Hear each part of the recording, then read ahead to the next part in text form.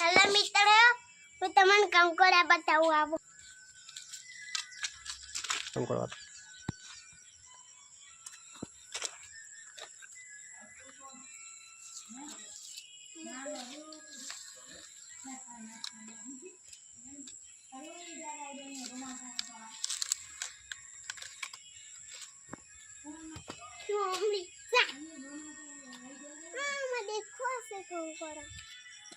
Hello मित्रों, આજે ધાબા ઉપર જઈએ.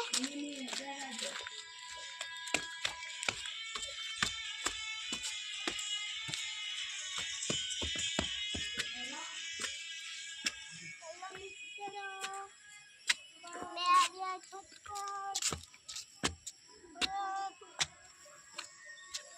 देखो ये डूंगा है और ये जहर है. वो देखो वो घर पर एक उस बच्चा खेल रहा है और एक बैठा बाइक लेके जा रहा है.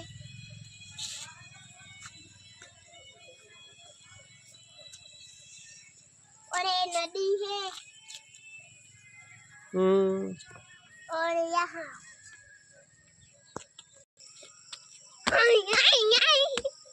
अरे ये देखो डूंगर है